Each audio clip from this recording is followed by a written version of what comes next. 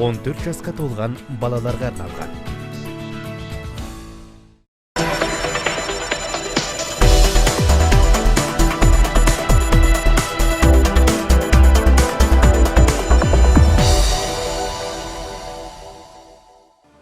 Арма ардақты ағайын, төл арнада ақиқат алаңы ток-шоу. Сен еткен бақытты едің, келер ұрпақ деп Қасым ақын елесімізге танырқап кеткен еді. Жаңа ғасыр алдымыздан бар мүмкіндіктің есігін айқара ашқан рас. Соның бір ғаламаты ғаламтор, яғни әлеуметтік желі. Сол әлеуметтік желінің әдебі қандай? Бүгін біз осы сұрақ төңірегінде ой өрбітетін боламыз. Бүгінгі бағдарламамыздың спикерлерімен таныс болыңыздар. Болат Нұрғожаев, Қызылорда облыстық қоғамдық кеңесінің мүшесі, жеке кәсіпкер. Сәбит Ибадулла, Қызылорда облысы әкімі аппаратының ақпарат технологиялар орталық мекемесінің директоры, философия докторы.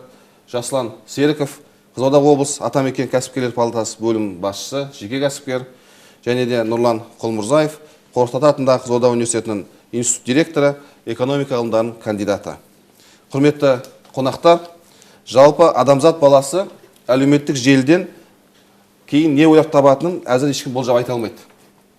Заманауи осы жүйе туралы әңгіме айтпас бұрын алдымен өздеріңізге бір сауал тастасам. Әлеуметтік желі сіздердің өмірлеріңізде қандай орын алады? Жалпы қаншалықты уақыттарыңызды осыған жұмсайсыздар? Әлеуметтік желі қазір өміріміздің бір жарты бөлігі болып кірді, бірақ ол өзінің отбасылық, ағайын туысқан, жолдас жорамен қатысатын неңді алмастырмау керек. Өйткені біз виртуалды өмірде жаңағы біреумен дос боламыз, біреуге лайк басамыз, біреуге пікір аласамыз, бірақ енді осы жағдайда көп жағдайда семьялық, отбасылық қатынастар кейінге қалып бара жатқан сияқты. Сондықтан оны әркімнің өзі қалай пайдаланады соған байланысты. Егер оны іске пайдаланып жатсаң, білім, ғылым іздеуге пайдаланып жатсаң, оның артықшылық нелер көп, берері көп. Ал егер жаңа арқылы-жылқылы темаларға ден қойып жатсаң, онда оның енді бос уақытың кетеді. Өзіңіз қанша сағат пайдаланасыз? 24 сағаттың қанша сағатын әлеуметтік желіге бөлесіз? Енді мен оны нақты есептеген жоқпын, бірақ азанғы уақытта мен ең бірінші жаңалықтар қараймын. Ол әлеуметтік желіден емес, жаңағы түрлі сайттардан жаңалықтар қараймын. Содан кейін өзім лентамды бір қарап шығамын. Соның ішінде не жазып жатыр, кім не жазып жатыр. Бірақ енді көбіне жаңағыдай жеңіл тақырыптар басқалар болса тек өтіп кете саласың. Сіз әлеуметтік желісіз өмір сүре аласыз ба? Әрине. Рахмет. Сәбит мырза, сіздің пікіріңіз қандай? Енді жалпы Бөкен дұрыс айтып өтті. Қазіргі нағыз өмір мен виртуалды өмірді екеуін араластырмау керек деп. Жалпы енді әлеуметтік желіні қолдану бұл кезінде енді мысалға кез келген кинода да былайынша да қарап жатсаңыздар, осы күнге дейін әлеуметтік желіге дейін, интернетке дейін шай ішіп отырып, жаңа газетті оқып, күнделікті жаңалықты қарайтын болатын тұғын. Немесе азанда будильникке тұрады. Дәл сол сияқты азында тұрған кезде керекті бір 10 минут қарап өтіп, жалпы керек мағлұматты ғана өзіңе тіркеп қарап қойып, және әрі қарай жұмыстармен айналысу керек. Және күнделікті уақытта жаңағы арнайы мұнша уақыт бөлдім, немесе бөлуім керек еді деген ой болмау керек. Өзіңе керек сәтте ғана қарап қою керек. Менің пікірім солай. Қазіргі таңда. Әлеуметтік желі болмаса, немесе әлеуметтік желіні бір аптаға тоқтатып жұмыс істеп жасаған кезіңіз болды ма? Кешегі уақытта бір 7 сағатқа өшкенде де ешқандай өзгеріс болған жоқ, менің ойымша. Сол сияқты бір аптаға өшсе де ондай қатты маңызды бір өзгерістер бола қалады деп ойламаймын. Өмір жалғасуда, әлеуметтік желіні тапқан оны адам, сол себепті адам әрі қарай басқа да жолдарын табады деп ойлаймын. Сол себепті әлеуметтік желісіз өмір сүруге болатын әбден мүмкін. Рахмет. Жаслан мырза, не ойлайсыз? Енді есептеп көрген жоқ, мен де енді кемінде 2-3 сағатты қолданамын деп ойлаймын. Бірақ жаңағыдай саралауға тырысамын. Өйткені уақытты тиімді пайдалану үшін, мысалға қазір соңғы кезде негативті топтардан бәрін шығып кеттім. Тек өзіме қажетті білім, маған ақша алып келеді, білім алып келеді.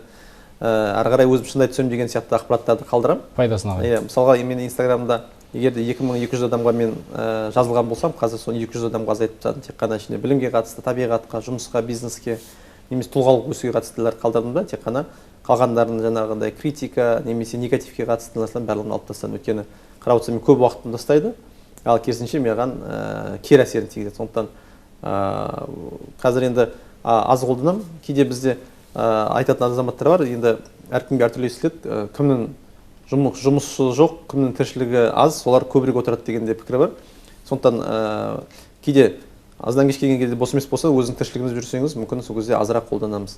Бірақ бір нәрсені біле кету керек, біреулер әлеуметтік желіде отырып өзін дамытады, яғни қаржылық болсын, тұлғалық болсын, ал біреулер керісінше оларға қызмет етіп, негативке еріп, оларға керісінше оларға арақты ақша табуға, өздерін одан сайын кедейшілікке алып келуге кейде кері әсер етуі мүмкін. Сондықтан кім сіздің қай рөлде екеніңізді өзін анықтау керексіз да.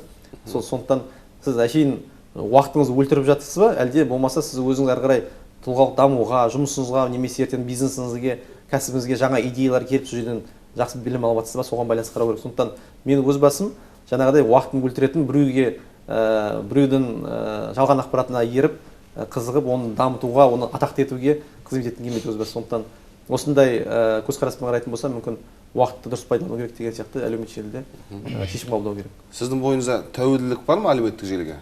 Тәуелділік бар, өйткені күнде міндетті түрде қарамасам, ол біртүрлі сияқты. Мысалға, енді тәуелділік деген кезде мөлшері бар шығар, бірақ мен міндетті түрде жаңағыдай бір қарап өтемін. Кейде сырттан естіп жатамын, мынандай жаңа айтып жатыр екен дейді. Мен оказывается бүгін тек қана 5-ақ минут қараптым деймін де, қайтып қарап шығамын. Сәл тақырыпқа жетіп алу үшін. Бүгін қоғамда не талқыланып жатыр, азанда не болды деген сияқты. Қазір жұмысқа байланысты 2-3 жұмыс алып жүргендіктен уақыт аз болып жүр. Сондықтан ең болмаса ұйықтайтын кезде бір қарап шығамын, немесе азанда бір қарап шығамын. Қандай осы соңғы кезде мен қалып бара жатқан талқыланған қоғамдағы өзекті мәселелер бар деген сияқты қарап өтемін. Сондықтан егер де қарамаймын десе, мүмкін ол қайтадан халықтың артынан қалып бара жатқан адам сияқты сезінемін. Дегенмен де бір тәуелділік бар. Тәуелділік бар, иә. Оны жасыру болмайды, иә, бар. Рахмет. Нұрлан мырза, не ойлайсыз? Бұл жерде бірінші сұрақ, әлеуметтік желі деген бір мағынасын түсініп алайық. Әлеумет ол халық, желі болғаннан кейін ол интернеттегі платформа. Бұл жерде тек қана әлеуметтік желіде біз Facebook, Instagram'да айтпаймыз, әлеуметтік желіде WhatsApp'та да айтамыз. Біздің басқару жүйеміз бұрынғай осы ақпараттық жүйеге негізделгеннен кейін WhatsApp желісіне 10 минут, 20 минут сіз қарамай қалсаңыз, бір тапсырмалардан болмаса содан құр қаласыз. Сол үшін жұмыс бабымен күнделікті азанғы сағат 9 бен кешкі сағат 7-нің ортасында WhatsApp'та 10 минут промежуткпен қарап отыр бізге міндет басқару жүйеміз бойынша. Әрі қарай бұл әлеуметтік желі нағыз Facebook'қа жаңалықтарды көретін болсақ, ол үйге келгеннен кейін, кешкі сайдан кейін ұйықтар алдында жаңа жарты сағат, 1 сағат Facebook'қа көңіл аудару керек болады. Ол кезде нақты облыстың тіршілігін соны білу үшін. Ал жаңағы нақты айталым, басқару жүйесіне үшін WhatsApp'та 10-15 минут сайын тексеріп отырамыз біз. Рахмет. Жалпы Бонапарттың айтатыны бар. Ешкім байқамайтын ұрылар бар. Олар сенің уақытыңды ұрлайды деп. Расында ойланып қалатын мәселе. Әлеуметтік желі бізге әлімжеттік жасаған заман қазір басталып келе жатыр, өздеріңіз байқап тұрсыздар. Енді құтылу жоқ шығар. Еңбектеген баладан еңкейген қартқа дейін телефонға тәуелді, желіге желімделіп тұр. Қазіргі біздердің әлеуметтік желілерден алатын пайдамыз көп па, әлде зиянымыз көп па? Мен енді уақыт деген мәселеге өте қатты мән беремін. Жаңа екі жігіттің айтқаннан байқап отырмын. Негізінде әлеуметтік желіні жататын кезде мысалы қарап, Facebook'ты қарап, одағы мәселелерді қараған, ол адам денсаулығына зиян. Енді оған ары қарай келеміз. Мен мысалға бір статистиканы айтып кетейін. Мысалға 3 айда біздің Қазақстанда 834 адам өз-өзіне қол салған. Өткенде бір журналист қызымыздың қол салғанына байланысты әлеуметтік желімен байланыстырып, сондағы бір дау-дамайға байланыстырып, соған бір адамдарды кінәлап, сотқа тартуға дейін барып, сондай жағдайлар болды мысалға. Соның ішінде жастар 150 бала. Осы биылғы жылы жаңа 3 айда 150 бала өз-өзіне қол салған мысалы. Оған да әлеуметтік желінің үлесі бар. Бұл менің ойымша негізі бізде бұл мәселеге үлкен ғылыми зерттеу жасау керек деп ойлаймын, ғалымдар. Қаншалықты әсері бар деген нәрсені анықтап, бізден шетелдікін аламыз, бірақ өзімізде ондай зерттеу жоқ. Соны білу керек шығар. Дұрыс айтасыз, Болат мырза. Сіз мысалы өзіңіз толық қалыптасқан тұлғасыз. Қандай ақпараттың дұрыс, қандай ақпараттың дұрыс емес өмірлік тәжірибемен талдай аласыз. Ал жас жеткіншектер үшін жалпы мынау кейбір ақпараттардың дұрыс емес талдау үшін оған да тәжірибе керек, оған да білім керек. Дұрыс айтасыз. Тағы қандай пікірлеріңіз бар? Менің ойымша бұл жерде бөкен айтқанда қосылам. Жаңағы қара нәсілді жігітке күйеуге шыққаны бар, басқасы бар. Ол жаңағы сіз айтып тұрған постыңыз жеке WhatsApp өзге де группаларға келді. Интерес қойған жоқпын. Но бірақ мен білем, егер мен сол ссылкамен кіріп, сілтемемен кіріп, әрі қарай барып, мен комментарияларды оқитын болсам, сол жердегі пікірлерді, менің ойымды алып кетеді ол. Өйткені сол жерде тұрған инфлюенсерлер, ол біздің миымызды алу үшін соған жұмыс жасап отқандар бар. Жаңалықтың өзі қызық емес бізге. Қай-қайсымызда да дәл сол. Ең бірінші жаңалықтың басын оқисың, ортасын оқисың, жирны ең соңғы нені оқисың, болды әрі қарай комментарий. Комментарий біздің миымызды басқарады. Сол үшін де мысалы біз жаңа жақсы жаман деп жатырмыз ғой, бізде де қазір үлкен осы бойынша жұмыстар жүргізіліп жатыр. Егер бір тұлға болатын болса, егер ол тұлғаның артында 10-15 комментария жақсы кететін болса, бітті, халықты сен жақсы позитивпен басқарасың. Үлгермедің ба, жаңағы мысалға қара нәсілді жігітпен қыз баланың үйленуіне жақсы рухани жаңғыру байланысты ой пікірлер кететін болса, жұрттың бәрі бақыттылық кетереді. Басындағы адамдар просто басқарып, миды басқарып жаңағыдай болып кетті. Сол үшін осындай негізі айтқым келгені, әлеуметтік желінің негізі ол жердегі пост емес, оның астына комментарий бізді басқаратын. Негізі енді осы жерде маман ғалым есебінде сұрағым келіп отыр. Мысалға сол адамдардың енді салған адамдардың мақсаты түсінбеймін мен. Мысалы салды ғой, ол жаңағы басқа адамдарға қажет жоқ теманы салды. Соның астындағы менің ойымша соның комментарий, жаңа сіз айтқандай комментарий оған бір психологиялық тұрғыда бір не беретін сияқты, рахат табатын сияқты да. Қараңыз, бұл жерде былай, журналистик этикет бар. Журналист болмаса басқа осындай адам жазған кезде нейтрально жазу керек, ешкімнің позициясын қолдамау керек. Егер бір позицияны қолдаған жағдайда ол адам белгілі бір жаңағыдай кикілжің тудырған үшін ол істі болуы мүмкін. Бірақ өзінің постының охват несін көтеру үшін ол басқа фейкпен кіреді да жамандайды. Сол кезде ол жұрт бәрі бөлісе бастайды. Оның авторында уже 2-3 фейк бар. Публикацияны көтеру үшін жамандай бастайды. Любой кез келген уақытта жаман, қызғаншақтық, бұл несі? Бұл біздің фишкамыз ғой. Қазір қалыптасқан жағдай. Қазіргі енді заманның технологиялардың тез дамыған заманында енді осындай әртүрлі ситуациялар болады. Әрине, бұл енді атап өтсек қызықты бір кезіндегі бір өсектер сияқты ғой енді. Қазір заман талабына сай ол цифрлық өсектер болуы мүмкін. Солай атауымыз мүмкін, бұл енді жалпы әлеуметтік желідегі мына айтып отқан мәселелердің барлығы өте орынды. Қазіргі таңда кибербуллинг деген мәселе бар. Яғни кибербуллинг деген сөздің өзінің ішіндегі буллинг деген сөздің өзі, яғни адамды қудалау, қорлау деген сияқты. Осы мәселеге сәйкес біз кибербуллингті осы заман талабына сай шығарып отыр. Сол кибербуллинг дегеніміз, яғни адамдардың осы әлеуметтік желідегі қорқыныш арқылы, осындай қудалау арқылы, немесе жаңа айтып отыр ғой, жаңа Бөкең атап өтті, адамдардың өз-өзіне қол салуы. Міне осы кибербуллингтің арқасында осындай кесірінен, кибербуллингтің кесірінен осындай адамдар өздеріне қол салуы өте көп болып барады. Яғни қазіргі таңда оқушылардың арасында, яғни ата-анаңа, басқа достарыңа айтпа, сен мынаны дұрыс істемедің, мынаны дұрыс істемедің деп оны өзінің қармағына түсіріп алуы мүмкін. Яғни бастапқы кезде жақсы досы болып, одан кейін әрі қарай уже өзіне керек нәрсесін жасату. Міне бұл дегеніміз қазіргі таңдағы осы цифрлық әлемдегі өзінің кемшіліктері. Яғни цифрлық әлемде өзінің пайдасы да бар, өзінің жаңағы жаман тұстары да бар. Енді пайдасы мен зияны туралы айтып кеттіңіз ғой. Негізінде мен енді шамалы келісіңкіремейтін жерім бар. Өйткені біз енді әлеуметтік желіні цифрлық технологияны кінәлаймыз да. Бірақ сол жерде сол адам мысалға соны кибербуллинг жасап жатқанда мысалға оны функциясын беріп қойған ғой, мысалға бандап жаңағы ол адамды көрмейтін қылып тіптен неңнен алып тастасаң болды. Оқымасаң одан арман қарай ол дау өрбімейді ғой. Мысалға мен бір таңғалатын нәрсем бар, кейде жаңағы бір адамдар сондай оқығың келмейтін адамды банға жіберсең мысалға, ол адам сені жамандап жатыр, ана жерде неше түрлі нәрселерді айтып жатыр, сені жек көреді, бірақ соны банға жіберсе оның менің жазғанымды ол көрмейтін қылып қойсаң, ол адам кейін ренжіп жатады да, мен неге банға жібердім деп. Мен соны енді психологиялық тұрғыдан ойлаймын, мені көргім келмесе неге бар? Сен де көрмей ақ қой, мен де көрмей ақ қояйын. Өмірде жаңағы өсек деген нәрсе біреуді көргім келмесе керісіп қалса мен де сені көрмей ақ қояйын дейсің ғой. Сондай сияқты қылып оның функциясы бар ғой енді. Соны яғни жаңағы айналып келгенде бұл жаңағы өмірлік тәжірибемен талдай жасау білу, анализ жасау білу. Просто жалпы енді былтырғы 2020 жылғы президентіміздің өзі осы кибербуллингке аса мән беруді тапсырған болатын. Сол себепті осы оқушылардың арасындағы кикілжең немесе осындай түсінбеушіліктердің барлығын ұйымдастыру керек. Ертең 2022 жылы 1 қаңтарынан бастап осы 1 сынып оқушыларына осы цифрлық сауаттылықты қосайын деп жатыр. Яғни осы әлеуметтік желі болсын, барлық цифрлық технологиялар болсын, сол бағытта 1 сыныптан бастап балалардың пәніне қосып, сол бағытта жұмыстар жүргізеді. Яғни алдын алу. Әлеуметтік желідегі жаңа арандату, қоқан-лоққы көбейген жаңа кибербуллинг ұғымы соңғы осы уақыттарда пайда болып кеткен білеміз. Расынан да хейт жасайтындар, жаңағы хайп жасайтындар, күнделікті бір пранк деп әртүрлі қазір терминдер енгізіліп жатыр. Бұл басқасын қоя тұрғанда мынау ұяттан емін-еркін аттай беретіндердің де қатары осы кесірінен көбейіп бара жатқан сияқты. Күлдіремін деп бүлдіріп алып жатқандар қаншама. білесіздер.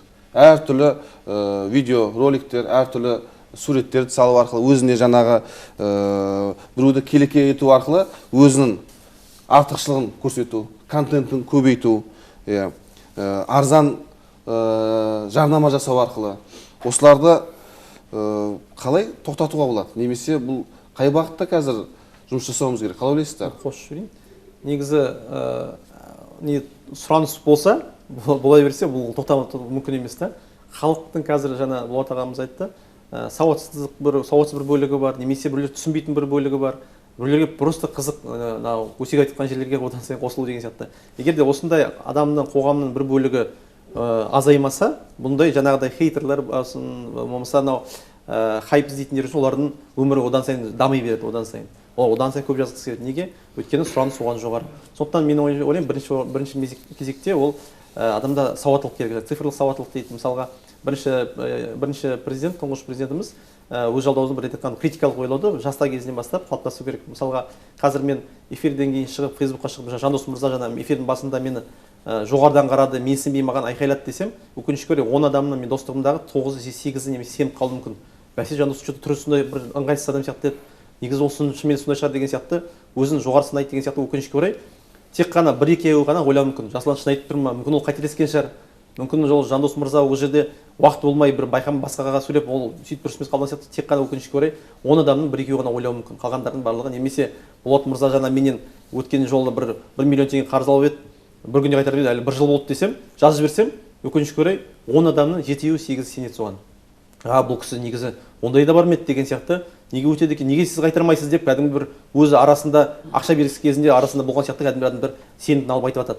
Сондықтан осындай дұрыс емес пиғылды адамдар осындай жалған ақпараттарды көп таратқан кезде осы азықты жейтін азаматтар азаймайынша ол одан сайын көбейеді. Сондықтан мен ойлаймын, критикалық ойлауды қазір бала кезден бастап дамыту керек. Мысалға мен қазір айтуым мүмкін, көшеде қазір арамызда өте үлкен түрмеден шыққан, қашқан қылмыскер жүр, абайлаңдар, есік алдына шықпаңдар десем, ол мүмкін Ресейдің бір қаласында болды ма, Өзбекстанда болды ма, Қызылордада болды ма, ешкім білмейді. Ол бәрі сүйініш сұрап, жазып, әлеуметтік желіде таратып жатады. Қайтадан бұны ешкім сараламайды. Шын ба, өтірік па, қашан болған, мүлде болды ма, немесе басқа қалада, басқа мемлекетте болды ма деген сияқты ешкім жасамайды. Сондықтан критикалық ойлауды ағылшынша айтқан кезде факт чекинг дейді ғой, әр фактын тексеру керек. Сол кезде қызық емес болады. Адам сауатты болған сайын, әлеуметтік желіде ақпараттық заман сауатты болған сайын фильтрдан өзі өте бастайды. Мынау керек, мынау керек емес деген сияқты. Ал егер де бәріне жапса беретін болсақ, өзіміз уақытымызды кетіреміз. Керісінше, мен қоғам ретінде бір қатты қарым-қатынасатыны, керек емес бір әншінің тұрмысқа шыққанын, бір жүргізушінің аяғын ауыртып алғаны, анау бір танымайтын бір адамның, бір ғалымның біреумен ұрысқаны сол ұлт ретінде қозғайтын тақырып па деген сияқты кейде қарның ашады.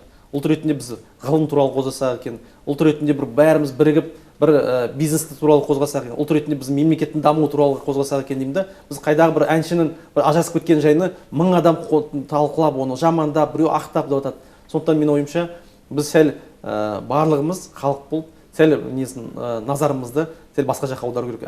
Қайтадан бұл біздің ақпараттық сауаттылығымызға қатысы бар деп ойлаймын. Рахмет.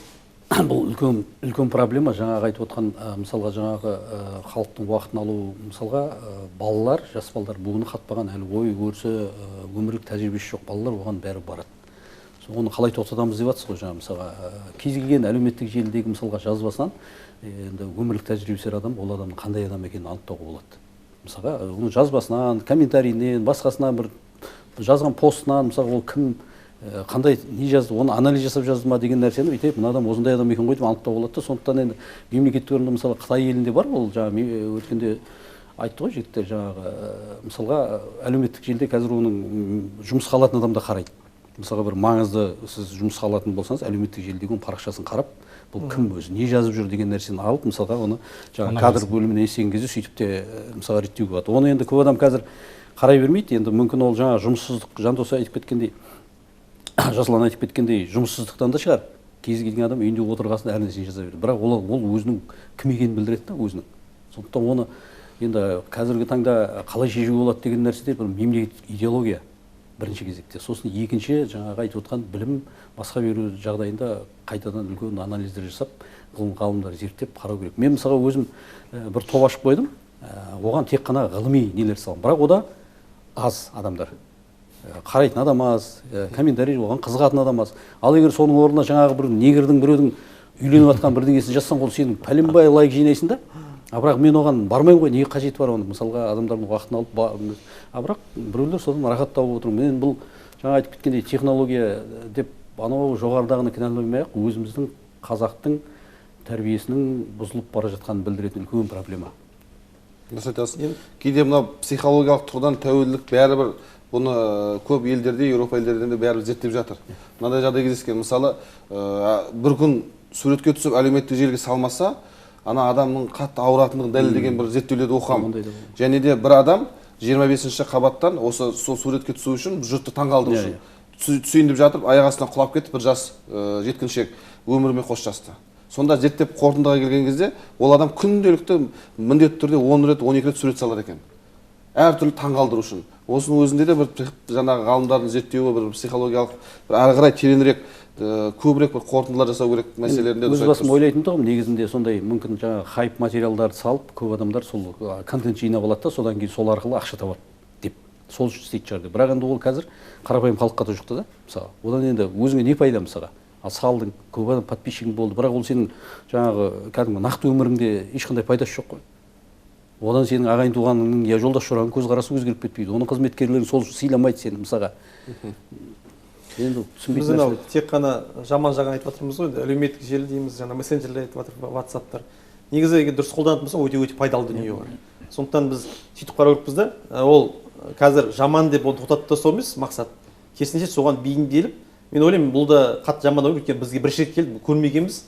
Көрмеген затты алып қарайсың ғой, бірінші қандай зат, ол дәмі қандай, стап көрейік, пішіні қандай деген сияқты. Нәрсенің жақсы пайдалы жағын. Бізге сондай қазір зиянын көріп жатырмыз да, сауатсыздық мәселелері де бар ма? Сондықтан мен дұрыс айтасыз, эволюция деген термин өте сәйкес келеді. Сондықтан бірте-бірте біз соған келуіміз. Бірақ жаңағыдай бізге сол пайдасы әкелетін жаққа апару. Мысалы, WhatsApp-ты тек қана жағдайың қалай деп отыру үшін емес, жұмысты тездету үшін, телефонмен звондамай, немесе топта ашып деген әлеуметтік желіде ақпаратты алу үшін. Мысалға, кәсіпкер болса, міндетті түрде ақпарат керек. Клиенттерінің назарын біледі, қандай идеялар керек деген сияқты.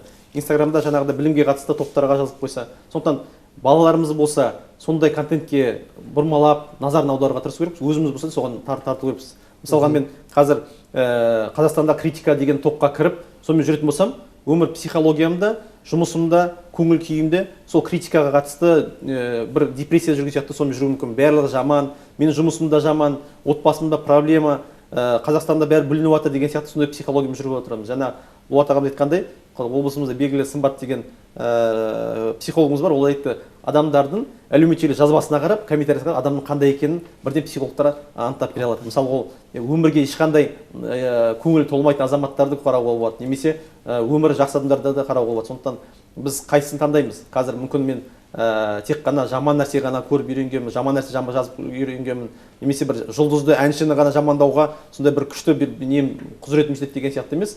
Одан да дұрыс жаққа назарымызды бұрып, дұрыс қолдансақ, мен ойымша әлеуметтік желінің зияны емес, пайдасынан көбірек алуға болады. Мен достарым бар әлеуметтік желіде көп ақша істеп отқан. 500 мың, 1 миллион теңге істеп отыр. Тек қана әлеуметтік желі жазудың арқасында. Ол анық айтады, мен қазір Алматыда тұратын досымыз бар. Айтады, мен әлеуметтік желіге ақша табу үшін кіремін. Ал сіздер маған көп жазсаңыздар, мен көп ақша табамын дейді. Анық ашық айтады.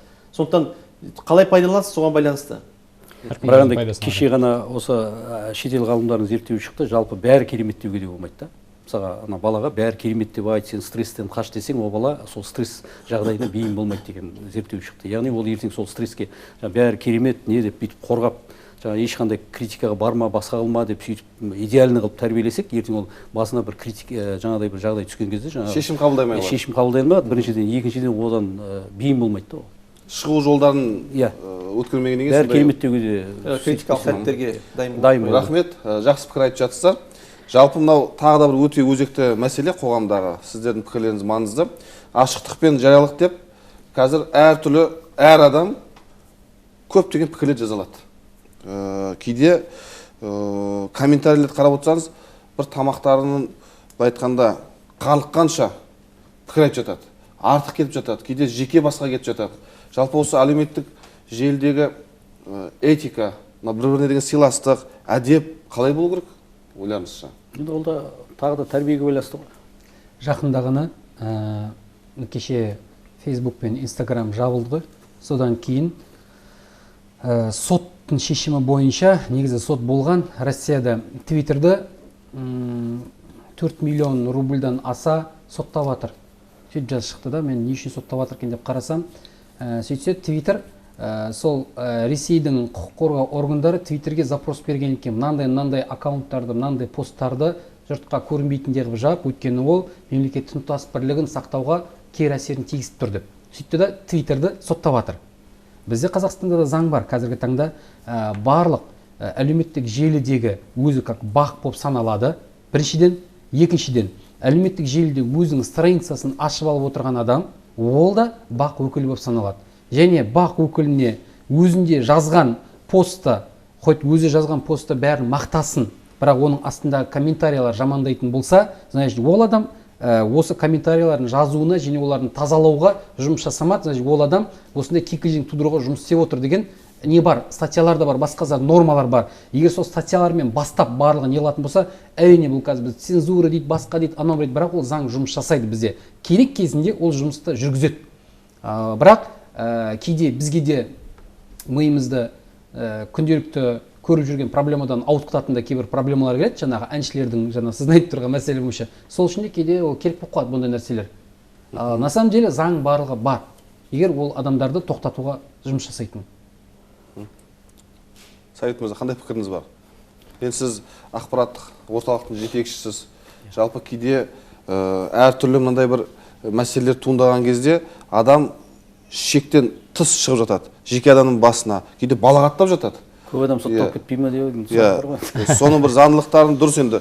Кейбір адам IT маманы ретінде цензураға немесе шектеуге қолдай ма, қолдамай ма, соның IT мамандардың пікірін қызық болып тұр.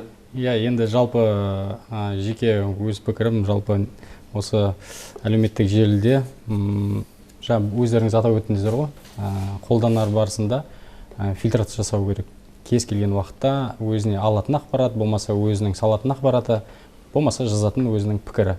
Оның барлығы, Бөкең айтып отыр ғой, адамдарда әртүрлі бір қызық ойлар, біреу бір мәселе шығарса, соған артынан әртүрлі пікірін айтып кетеді деп. Енді IT саласында жүргеннен кейін, жалпы біз IT болғаннан кейін әлеуметтік желіде көп мән бере бермейсің, өйткені біздің ойымыз, яғни технологияларға, жаңа шығып жатқан, жаңа қолданылатын, кешегі айтып жатқан өзіміздің Сберіміз бар, мынау әкеліп жатырық, неге деген сияқты, осы платформаларға қандай жүйелер шығады, қандай бағдарламалар шығады, облыста қандай ақылды қала жасау керек деген сияқты, сол мәселелер бағытында біз көбінесе жұмыс жасаймыз. Әлеуметтік желідегі анализдер немесе жаңағындай зерттеулердің барлығы біздің осы облыстық әкімшілікте ішкі саясат бар, солардың барлығы айналысып жатады, бірақ біздің цифрлық технологияларға қатысты болса, енді біз әлеуметтік желіні көп қолдануға. Жеке қосып кетейін, сіздің айтқаныңыз бойынша, егер әлеуметтік желіде тыңдармандарға айтайын, әлеуметтік желіде сізге біреу боқтап жатса, жеке басыңызға келетін пікірлерді дұрыс айтпай жатқан болса, сіздің жеке басыңызға осындай зиян келетін нәрсе айтылса, бізде Қазақстан заң бойынша адам правонарушение статья бар 434. Сол жерде 5 МРП-ге дейін, болмаса 10 күнге дейін ол адамды соттауға болады, болмаса 5 МРП-ға дейін оған штраф беруге болады. Ол заң жұмыс жасайды бізде. Яғни боқтау ол адамның физикалық тұрақтылығына кері әсерін тигізетін нелер. Яғни кез келген адам сол комментарияны алып, полиция өкілдеріне барып арызданатын болса, ол адамды соттайды. Былайша айтқанда сотқа апарады. Ол практикада бар. Осындай жеке бастың қорлау деген мәселелер болса, мен қолдаймын. Адамдар өзі барып шағымданып, жауапқа тартуға құқығы бар. Бірақ мемлекет ретінде шектеуге, цензура қоюға, бір заңды пайдаланып, әдейі бір топты басуға мен қарсымын. Өйткені адамдар неғұрлым ақпарат көздерін жаба бастасам, жеме-жеме біз кейінге ескі ғасырға қарай қадам басу мүмкін. Сондықтан керісінше шектеу арқылы емес, адамдарға дұрыс жол көрсету арқылы біздің ішкі саясат мамандары егер де жақсы жұмыс істесе, мемлекеттің деңгейінде, мысалға жаңа болды бізде Қызылордада қанша 5-6 жыл бұрын ба бір общежитие құлады, ішінде Құдайға шүкір ешқандай адам өлген жоқ, ешқандай шығын болған жоқ. Бірақ сол кезде ішкі саясат мамандары жақсы жұмыс істеп кетті. Бірден сол мезетте әлеуметтік желіге де, ресми бақ өкілдеріне де осындай құлады, әкім барды, азаматтарды үйіне орналастырып тезірек шығарып жіберді. егер де сол 1 сағатқа немесе жарты күнге кешігетін болса, азан болғанша күтетін болса, неше түрлі адам жататын еді. 2 адам өлді, кім қарап жүр, анау болды, балалар кетіп қалды, таба алмай қалды деген сияқты адамдар тарап кетеді. Сол сияқты мемлекеттік ішкі саясатты қалыптастыру саласында жұмыс істеп жатқан азаматтар осындай дұрыс бағытта, дұрыс халыққа бағыт бағдар беріп отырса, мен ойымша осындай үлкен келеңсіз, үлкен проблема қоғамна ретінде ағып кетіп қалатын мәселелерін алдын алуға болады деп ойлаймын. Уақытылы кері байланыс орнату. Сонда мемлекеттік рычагта 2 мәселе бар. Шектеп тастау, қазір үй құлады туралы ешкім білмесін деп жауып тастауға болады, немесе сол мезетте дұрыс қолдануға болады. Кері байланыс. Кері байланысты күшті дамыту керек. Құрметті спикерлер, студиямызға келіп, жақсы пікір айтқандарыңызға, жанашырлық танытқандарыңызға үлкен рахмет. Қазір ғаламтор мен кітап, адами қатынас пен онлайн қатынас бәсекеге түскен заман. Осы қарқын жалғаса берсе, қайсысы жеңетіні белгілі. Не істемек керек? Ұрпақтың бүгінгі қызығушылығы ертеңгі тәуелділікке айналмас үшін ерте бастан қамдану қажет. Әлеуметтік желілердегі сөз өткенде бір сөз есімізге түсетіні рас. Телефонға телміргендер өмір бойы кітап оқитындарға қызмет ететін болады. Ендеше ойланыңыз. Ақиқат алаңында тағы бір мәселе осымен тәмам. Аман сау болыңыздар.